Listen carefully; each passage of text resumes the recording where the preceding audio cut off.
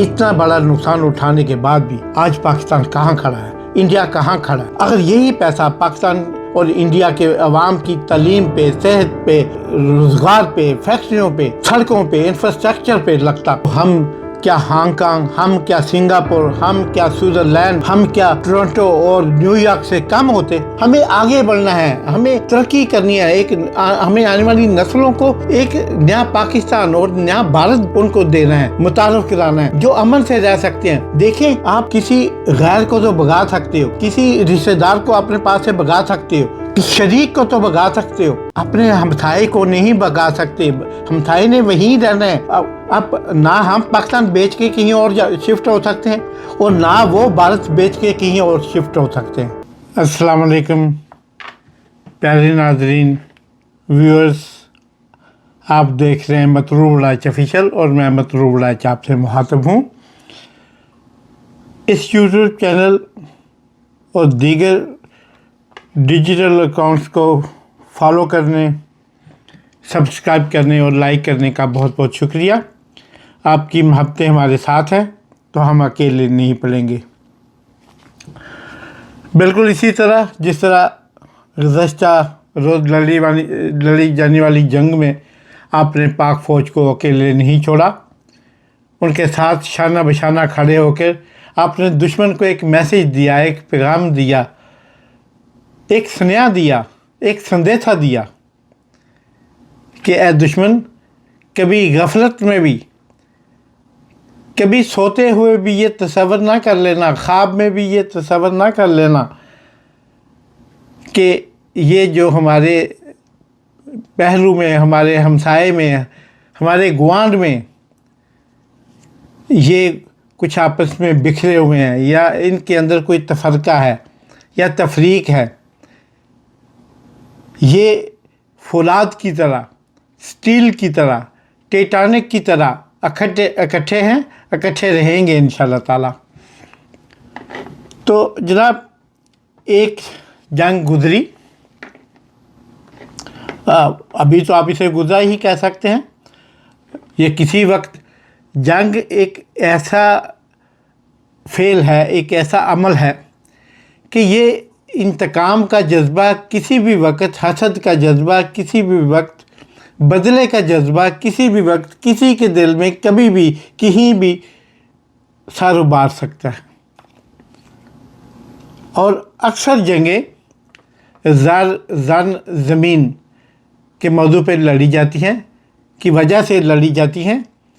और इस जंग में भी ज़मीन पे हकमियत का जिनको दावा था, जो इस खित्ते को नहीं बल्कि इस पूरे बड़े सगीर को, सब कॉन्टिनेंट को अपने देवी देवताओं का उतार समझते हैं, उसे उनकी मलकियत समझते हैं। उन्होंने मोहम्मद बिन कासिम के इस सिंध की धरती पे, सिंधु देश की धरती पे कदम रखने के अमल को ही तस्लीम नहीं किया पहले दिन से ही। और आज भी उनकी यादगारें मटाकर, उनकी तारीख़ मटाकर, उन पे फिल्में नाम नहाद बनाकर वो तारीख़ को मसख़ करने की कोशिश कर रहे हैं, जिस तारीख़ को उन मुसलमान फ़ातिहीन ने अपने खून से लिखा। और यकीनन ये ऐसा नहीं कर सकते और ना ही इतना आसान है, लेकिन दुश्मन ट्राई तो कर सकता है ना। और ट्राई करना उसका इस्तेहकाक भी हम मानते हैं कि ये उसको ऐसा करना भी चाहिए।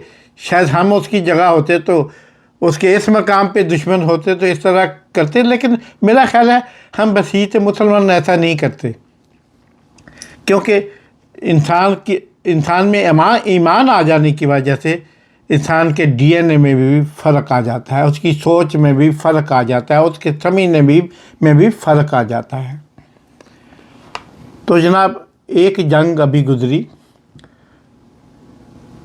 चंद घंटे पहले, चंद दिन पहले, बहुत ज़्यादा दिन तो अभी नहीं हुए, लेकिन उस जंग के अब देखना यह है कि उस जंग से पहले हालात क्या थे, उस जंग के बाद में हालात क्या होंगे। असल में हम इस चीज़ का आपस में मुवाजना करना है کہ جنگ سے پہلے ہم کیسے رہ رہے تھے، جنگ کے بعد ہم نے کیسے رہنا ہے۔ ہم سے مراد ہم اور ہمارے ہمسائے، اور ہم اپنوں کے ساتھ کیسے رہ رہے تھے، اور جنگ کے بعد ہم نے اپنوں کے ساتھ کیسے رہنا ہے، ان کو اسی پیج پہ، جس کا اکثر سیاسی پارٹیاں بڑے فخر سے اور کبھی کبھی عسکری ذرائع اور کبھی کبھی جو ہمارے عدل کے ایوان عدل میں بھی یہ گونج ایک پیج پہ ہونا، تو ایک پیج پہ ہم کیسے آ سکتے ہیں، یا ایک پیج پہ مستقل رہنے کا طریقہ کیا ہے۔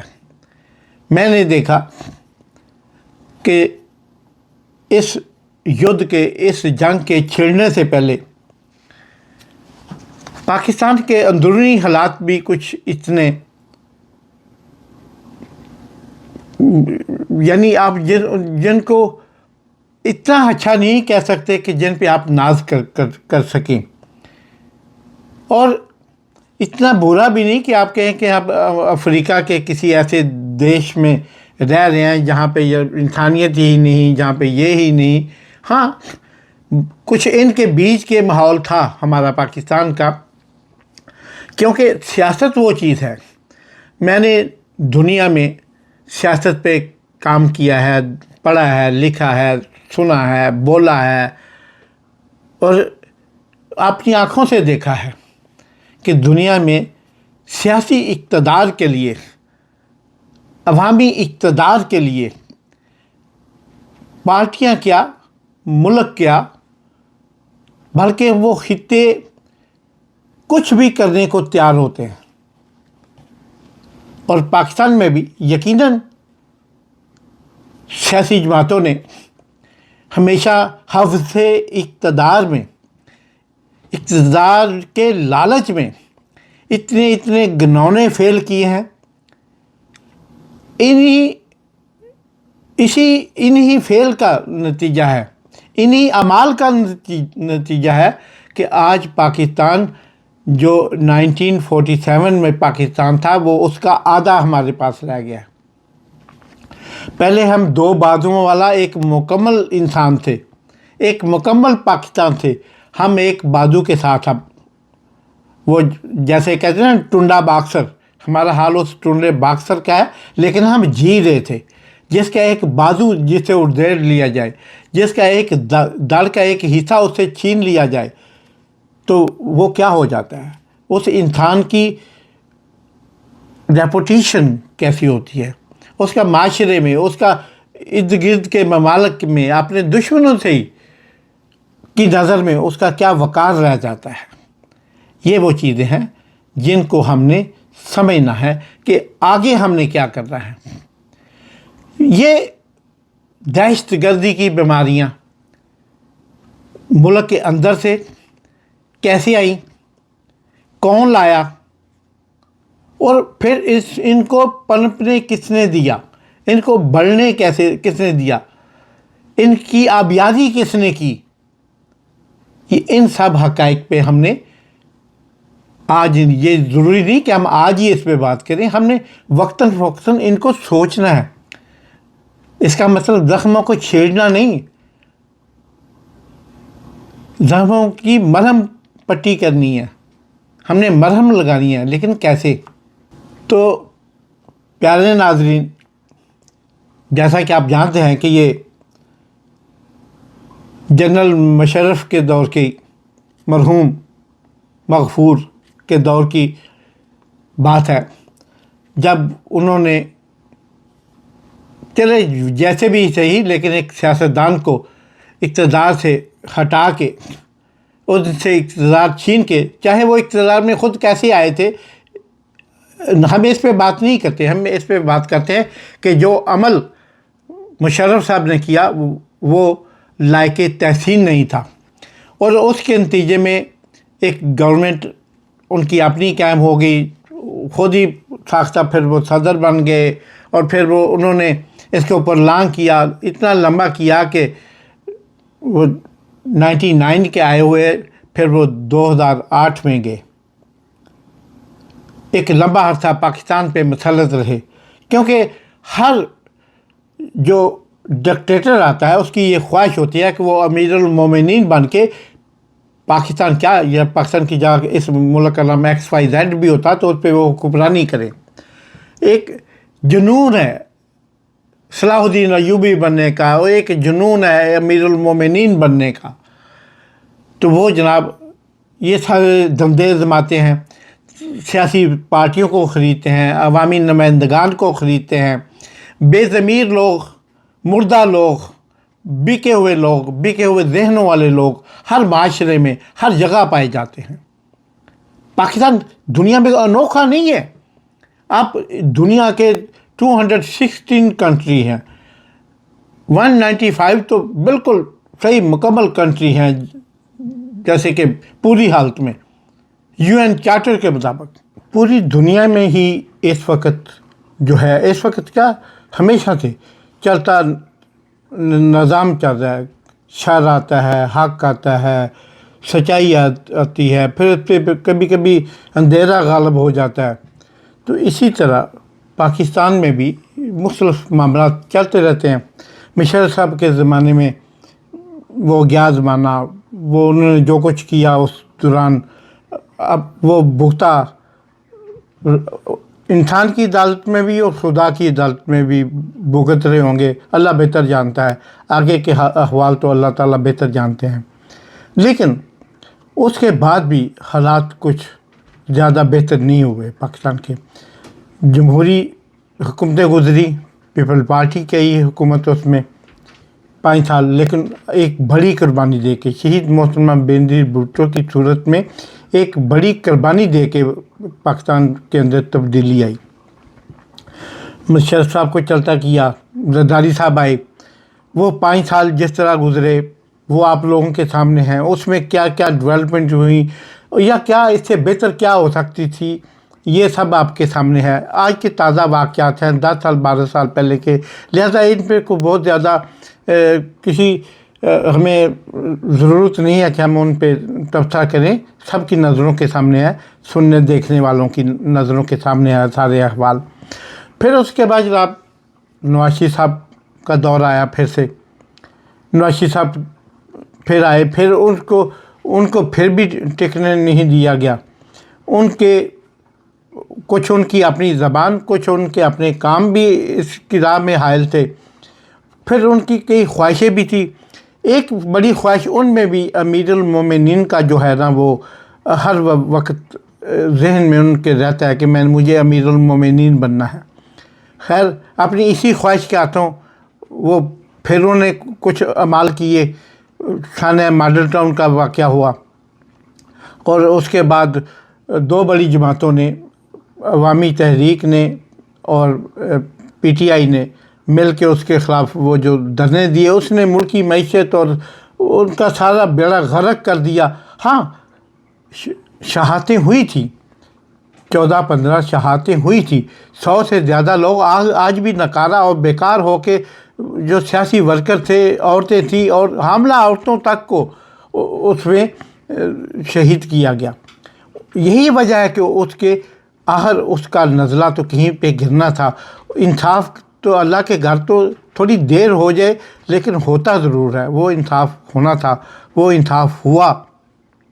اور پھر وہ 2018 میں وہ گورنمنٹ بھی مختلف ہیلے بہانوں سے گئی.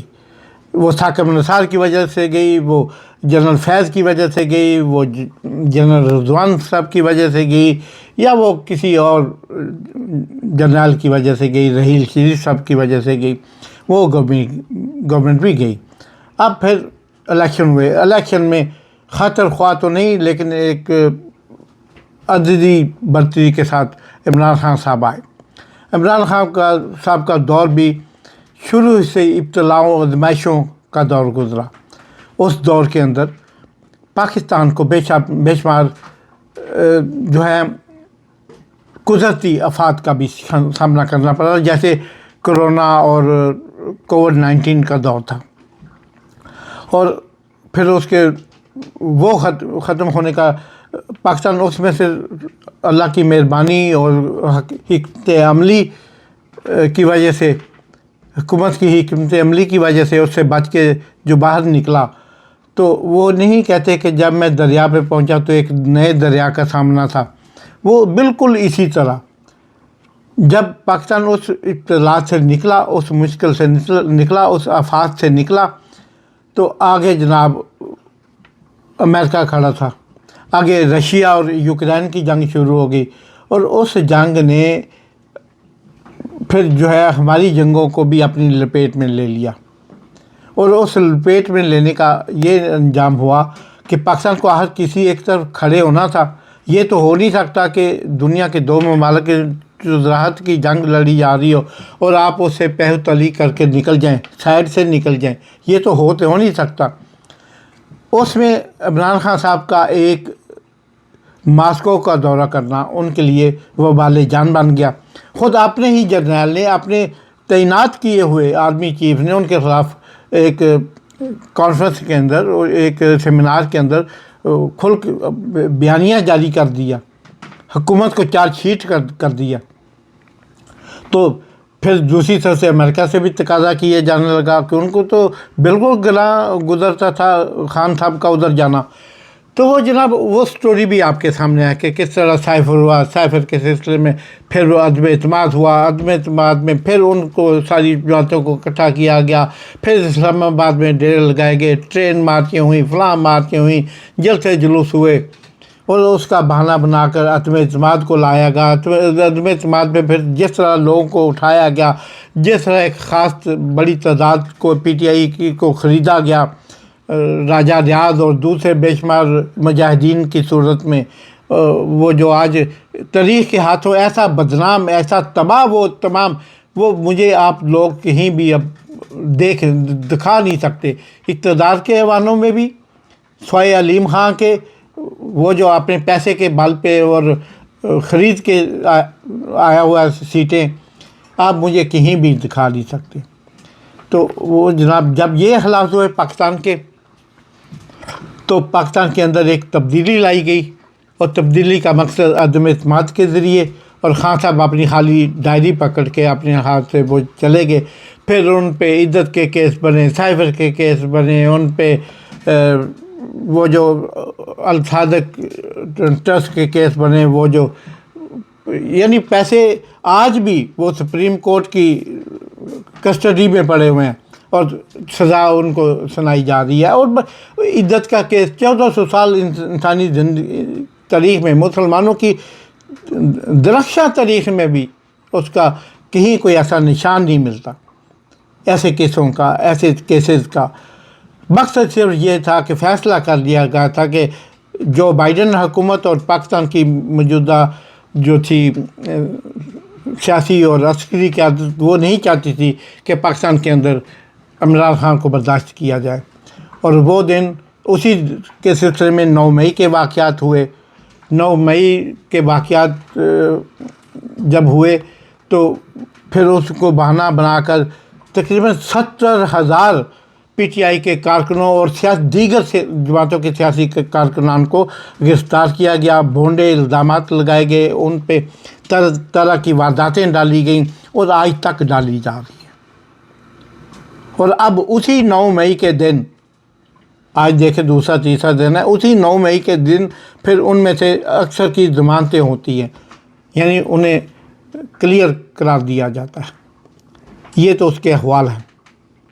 اور پھر اس دوران جناب بہت کچھ ہوا، پھر نئے انتخابات کروائے گئے، اور جب انہیں یقین ہو گیا کہ اب ہمیں کوئی نہیں چھیڑ سکتا، تو پھر اپنی مرضی کے امپائر کھڑے کیے گئے، اپنی مرضی کے رول بنائے گئے، اپنی مرضی کے انتخابی نشان دیے گئے، اپنی مرضی کے ساری وارداتیں ڈالی گئیں، اپنی مرضی کے وہ جو الیکشن کمیشن لگوائے گئے، اپنی مرضی کے سارا سٹاف لگوایا گیا پاکستان بھر میں، اپنی مرضی کے حلقے بانٹے گئے، حلقہ بندیاں کی گئی، سب کچھ مکمل تھا، انتظامات مکمل تھے. لیکن ایک چیز مکمل نہیں تھی کہ جس نے فیصلہ کرنا تھا وہ تو اوپر بیٹھا ہوا تھا، جس نے عمل کرنے سے انسان کی خواہشوں پہ تو نہیں وہ چلتا، وہ اس کے تو حکم چلتے ہیں. تو اس کا حکم چلا، لوگ باہر نکلے، اور تاریخ پاکستان کی سب سے زیادہ ووٹنگ باری ووٹنگ اس دن ہوئی، اور رات 10 بجے تک 11 بجے تک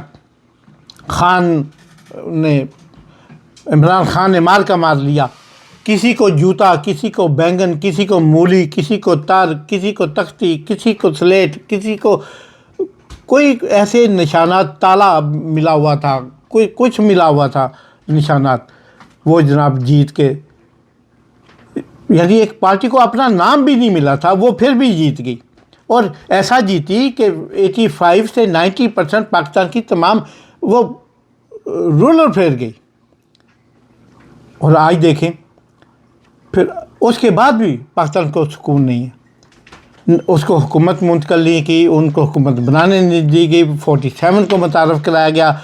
47 ایک ایسی واردات تھی کو جو وہ واردات تھی جو 1947 میں بھی نہیں ڈالی گئی۔ یہ 47 جو آپ نے 2024 میں دیکھا، ایسا 47 آپ نے 1947 میں نہیں دیکھا ہوگا۔ تو اس کے سلسلے میں جناب پھر اس کے بعد دینکا مرچی شروع ہو گئی۔ خان تو پہلے اندر تھا، اور پھر اور بھی صعوبتیں برداشت کی پاکستان کی عوام نے، لیکن اب پھر 26 نومبر کا واقعہ پیش آیا پچھلے سال کا، وہ بھی جو حقائق ہیں۔ میں اس لیے کہتا ہوں آج کا یہ ولاگ کرنے کا اصل میں یہی وجہ تھی کہ خدا کے لیے پیچھے جو ہو گیا ہے اس کو ہم بھول تو نہیں سکتے، لیکن اس کو نظر انداز کر دیجئے۔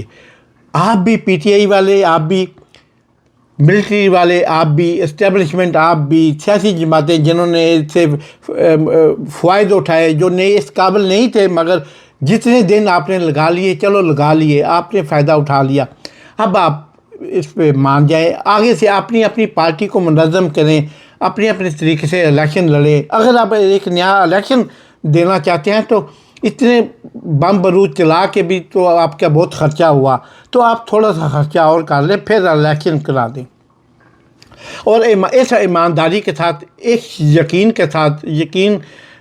کے ساتھ کہ اب ہمیں پاکستان بچانا ہے، اور پاکستان تبھی بچنا جب ہم دشمن کی آنکھوں میں آنکھیں ڈال کر اس کے سب سے بڑی جمہوریت ہونے کے اس بانڈے کو پھوڑیں گے۔ ہم ثابت کریں گے کہ ہم سب سے بڑی جمہوریت کے ساتھ بیٹھ کے، کندھے کے ساتھ کندھا ملا کے، ہم بھی ایک اچھی طرح کا نظام اپنی عوام کو دے سکتے ہیں۔ اور وہ پیسہ جو ہم بمبوں پہ، وہ پیسہ جو ہم انڈیا کا ایک S-400 جو انہوں نے رشیا سے لیا تھا، میزائل کو گرانے والا بیٹری سسٹم، $1.5 بلین کا، یعنی پاکستان کو ہر سال صرف اتنی امداد ملتی ہے IMF سے، یعنی اس امداد کے صرف ان کا وہ بیٹری سسٹم آیا تھا، میزائل گرانے والا اینٹی میزائل سسٹم۔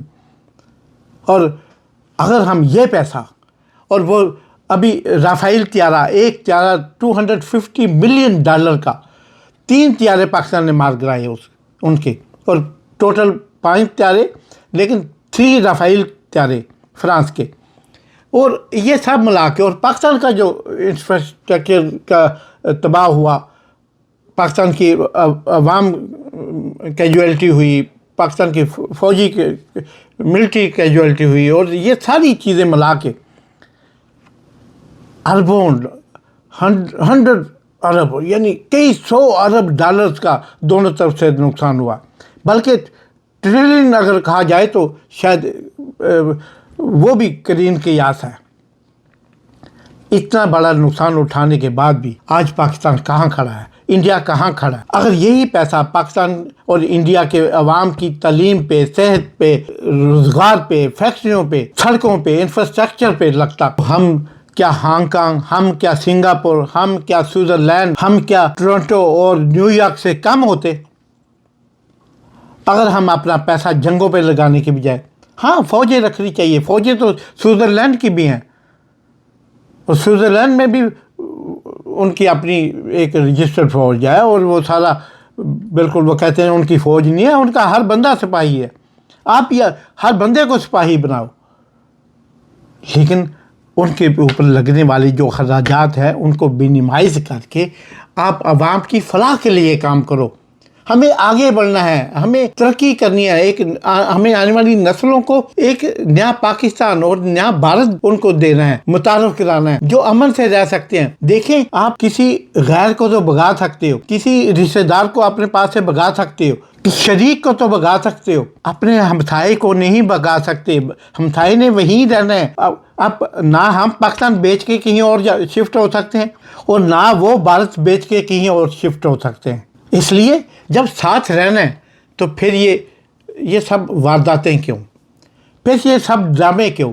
चंद लोगों की ख्वाहिश या चंद आलमी ताकतों को खुश करना हमें मकसूद नहीं है, और ना ये हमारा यकीन होना चाहिए, ना ही हमारी मंजिल होनी चाहिए।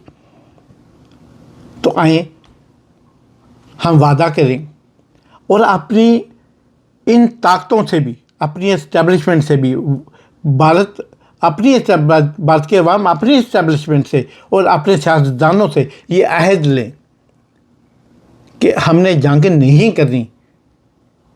कम से कम दो हमसायों की जंग तो बनती ही नहीं, बस एक दूसरे को तस्लीम कर ले, दिल से, जान से, यकीन से। कुछ नहीं होता, अनाज तब गिरती है जब हम जलील हो रहे हो, रसवा हो रहे हो, दुनिया हंस रही हो, तब अना को दचका लगता है। सुलह करने में दचका नहीं लगता। आइए एक नए अज़म के साथ चलते हैं।